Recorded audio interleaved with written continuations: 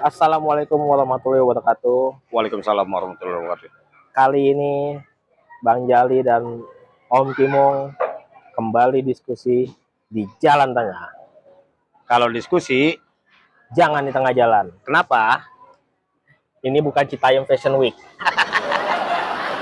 Iya dong kan ini. Iya betul. Mendingan Iya, meja makan ya. Gitu. iya, Di warung meja makan. Ini Om Kimong lagi ada di food court dekat rumah kita nih Om Kimong. Nah, mumpung lagi santai minggu sore ya kan sambil bikin konten, ada berita yang mengembirakan bahwa harga minyak goreng mulai turun, mulai berangsur turun seperti itu. Jadi minyak curah udah mulai ada yang bilang udah 14.000 ya. Udah normal. Udah 14.000 rupiah per liternya. Tapi ini untuk minyak curah ya. Tapi kalau minyak untuk brand-brand lain masih ya beragam lah. Ya, harga pasar lah. Harga pasar gitu. Nah ini bisa dibilang salah satu kesuksesan Menteri Perdagangan yaitu Pak Zulkifli Hasan. Jadi semenjak diganti bulan lalu itu dia mulai melakukan kebijakan-kebijakan yang membuat harga minyak goreng turun gitu. Nah, Om Kimong, kira-kira apa nih strategi dan juga bagaimana pendapat Om Kimong kok Menteri Zulkifli Hasan bisa menurunkan sedangkan menteri sebelumnya gagal gitu. Kenapa itu penyebabnya? Kira-kira menurut Om Kimong? Oke, makasih Bang Jali. Sambil minum ya Bang Jali. Ya, silakan. Oke, Sobat Kimong sekalian. Ini kabar gembira dan Om Kimong kasih jempol 2 untuk Menperindak Bapak Zulkifli Hasan. Sobat Kimong sekalian, ini adalah kabar gembira. Sejak pergantian menteri dari Muhammad Lutfi ke Zulkifli Hasan, yang memang pada saat waktu itu heboh banget. Heboh. Kebijakan-kebijakan dari Muhammad Lutfi itu sangat kaget. Tapi kita nggak usah itu dulu, itu nanti kita ulas. Yang kedepannya, yang hari ini Om Kimong dengar di podcastnya Om Deddy, itu benar-benar surprise bagi Om Kimong. Karena Pak Zulkifli Hasan itu bisa mengambil reaksi, mengambil keputusan dalam waktu kurang lebih 3 minggu, akhirnya harga minyak curah turun dan normal di angka 14.000. Ini suatu keputusan yang susah. Tapi setelah Om Kimong dengar di sana, itu benar-benar brilian. Jadi Pak Zulhas itu mengambil keputusan adalah setiap produsen atau petani yang melimpahkan minyak yang dibeli oleh produsen, itu produsen boleh membeli dengan ketentuan, misalnya 1.000 ton dia beli, baru dia punya kewajiban atau dia bisa mengekspor keluar. Tapi kalau ini 1.000 ton nggak dia kasih, dia tidak bisa kasih kesempatan untuk mengekspor. Jadi si produsen minyak sawit ya kan minyak goreng ini CPO ini dia harus ngasih 1.000 ton ke pemerintah dulu. Enggak, jadi gini, dari petani ya, karena kan tampung nih ya. Nah, kalau dia mau beli 1.000 ton, memproduksi CPO 1.000 ton, yang ini dijadikan standar AET-nya 14.000, baru dia punya hak yang 5.000 tonnya itu bisa dikirim ke luar. Oh, ekspor. Oh gitu. Ada perbandingannya, ada hitung-hitungannya. Jadi minimal syaratnya 1.000 ton dulu ya? Ya, untuk memenuhi pasar dalam negeri. Jadi utamakan dalam negeri dulu. Iya. Baru kalau udah bisa terpenuhin syarat itu, baru bisa ekspor. Baru dia diberikan ekspor. Kalau kemarin enggak, menteri yang dulu ditutup habis. Jadi ditutup habis. Produsen disuruh ini. Sedangkan kalau itu yang terjadi, akhirnya apa? Tampung-tampung tangki-tangki produsen itu kan penuh. Iya. Nah, petani kan akhirnya berlimpah si kelapa sawitnya. Iya. Nah, akhirnya itu harga rusak. Sempat kalau nggak salah di 800 dah, 800 atau 1.000. Sedangkan di tetangga udah 4 ribuan. Gitu. Oke, jadi itu salah satu kebijakan ya? Iya, kebijakannya. Terus? Nah, jadi dari keputusan Pak Zulhas itu Om Kimong angkat jempol banget. Nah, dalam hal seperti itu, pasti kan ada imbas sebelum-sebelumnya, kebijakan sebelum-sebelumnya. Makanya kemarin curhatannya Bang Zulhas di podcast tersebut, Om Kimong geleng. Rupanya sekarang Pak Zulhas bergerak sendiri, karena di eselon 1, 2, 3-nya sedang banyak banget yang nggak hadir. Dan yang buat Om Kimong kaget, rupanya nggak hadir bukan karena mangkir, tapi karena dipanggil KPK, dipanggil polisi, jadi banyak yang dipanggil. Masih di penyelidikan. Penyelidikan untuk jadi saksi segala macam. Makanya Bang Julas sendiri sedang kewalahan untuk tingkat dirjen segala macam lah.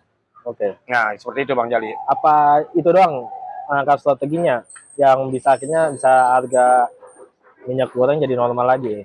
Iya, iya. Tapi sekarang ini Bang Julas, Pak Zulkifli Hasan ini sedang ada masalah akibat kebijakan yang sebelumnya.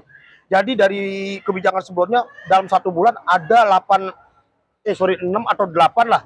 6 atau 8 SK surat keputusan yang membuat bingung. Salah satunya pemberhentian ekspor ke luar negeri.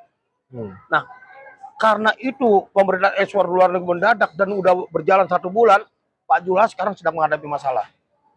Masalahnya bagaimana? Apa tuh? Nah, pada saat ekspornya ditutup, kan dari India, dari mana-mana kan butuh minyak. Ya. Dan dia nggak dapat. Dalam waktu sebulan itu kepaksa mau nggak mau dia pakai yang lain dong. Betul. Pakai Samin, kayak segala macam dia nyari yang lain. Dan akhirnya semua yang sudah berjalan normal tiba-tiba tertutup 1 bulan. Akhirnya kan bingung. Yang orang mau ekspor ke ini lagi kan susah, meminta lagi. Nah, sekarang Pak Menperindak yang baru ini, Pak Zulkifli Hasan sedang lobby lagi nih. Lobby lagi keluar-luarnya supaya juga ngatur jadwal kapalnya. Mudah-mudahan itu bisa berjalan dengan baik. Kalau itu bisa berjalan dengan baik, insya Allah para petani harga naik lagi. Karena di Malaysia sendiri dengarnya udah 4.000 sekian. Iya. Gitu loh, Jal. Oke, jadi pelan-pelan harga dengan kebijakan-kebijakan yang dilakukan sama Pak Zulkifli ini supaya harga stabil lagi ya. Ya, harga stabil lagi, ekspor bisa berjalan lagi. Karena Pak, kalau kita nggak ekspor pun juga ini momen. Karena dunia sedang butuh gitu. Ya. Apalagi dengan kasusnya Ukraina dengan Rusia, dunia sedang butuh. Ya. Nah, momen-momen ini yang harus diambil peluang seperti ini. Ya. Nah, tapi ada hal yang Om Kim mengejutkan.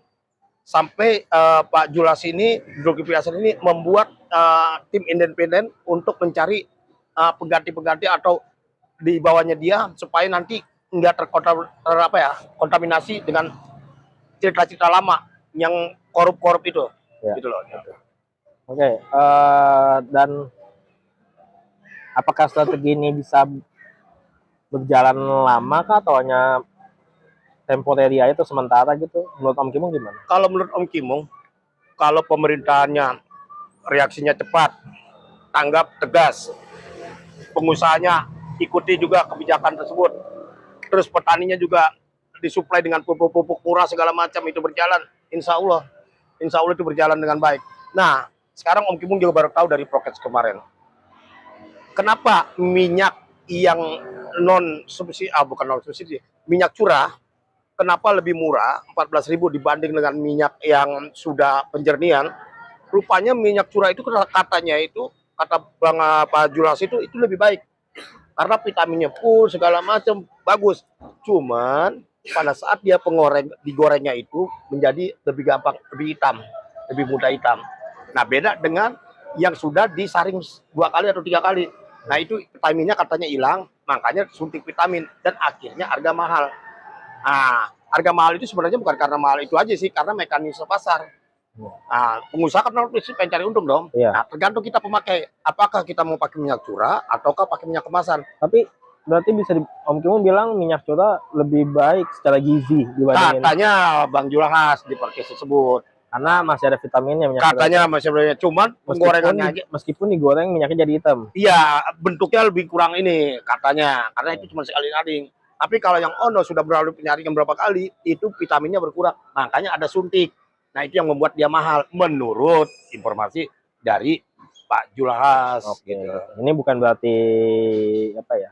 Ini mah pilihan ya, opsi ya. Pilihan. Minyak terserah. Karena pilihan. kan beranggapan minyak yang cepat kotor ya kualitasnya kurang. Ya. Gitu. Selama ini kan kita tahu kan gitu. Ya, makanya di situ Pak Menteri Menperindak membuat minyak curah itu dikemas, udah dikemas di sana.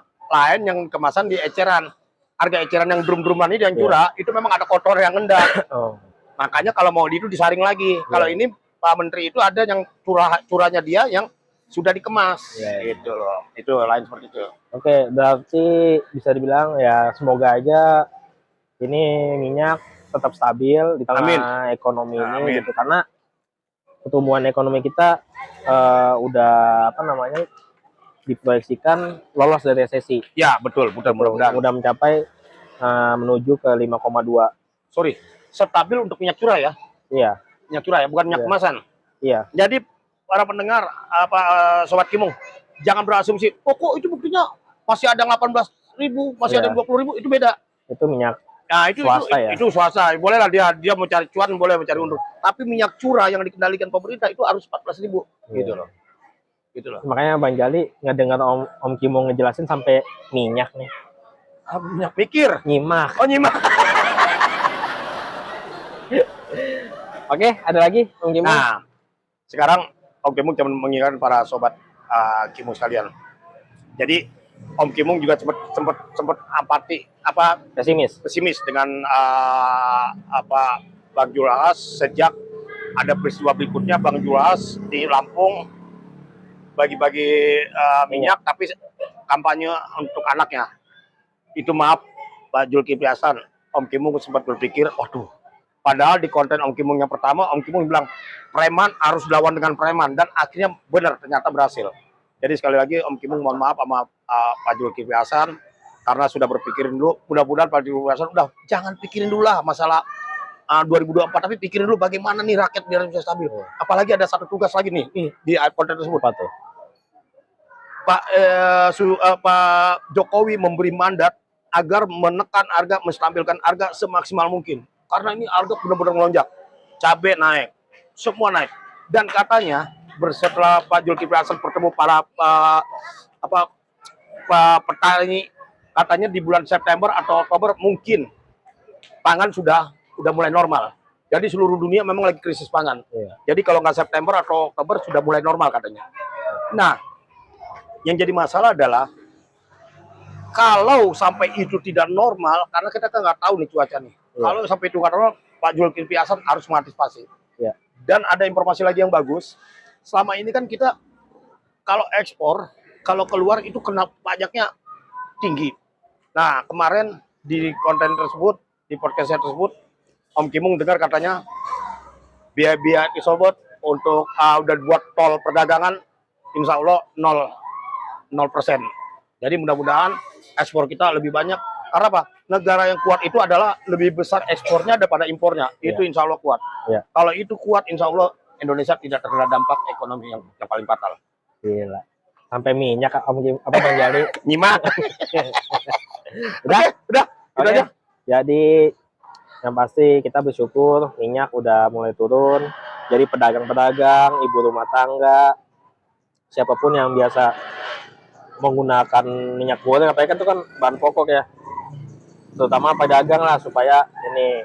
Nah, kalau memang harganya sudah turun dan pedagang-pedagang, moga harganya juga disesuaikan. Jadi supaya anggapan di masyarakat jangan bilang harga udah turun tapi harga jualan masih tinggi. Iya, Jadi betul. disesuaikan gitu. Dan moga bahan-bahan yang lainnya juga turun juga gitu. Mudah-mudahan bisa. Bahan-bahan sembako lainnya gitu. Oke, Sobat Kimung, kita sebagai YouTuber, asik YouTuber ya. Jadilah orang yang jangan ahli berpendapat, tapi jadilah orang yang Mau mendengarkan pendapat seorang ahli. Oke. Om Kimung semoga aja jadi seorang ahli. Tapi sekarang jangan didengerin dulu. Iya, karena Om Kimung masih ahli berpendapat. Gitu. Dan juga Om Kimung tidak punya Pendapatan. Oke. Makanya Subscribe, like, komen, subscribe. Sekali aja subscribe-nya. iya, Ya betul. itu, tekan tombol loncengnya jadi selalu nonton video-video Om Kimung. Kasih saran sama komen ya kan. Jadi biar Om Kimung bisa terus membuat konten-konten yang bermanfaat. Ada lagi Om Kimung? Udah. Oke, terima kasih semuanya. Assalamualaikum warahmatullahi wabarakatuh. Waalaikumsalam warahmatullahi wabarakatuh. Salam Kimung.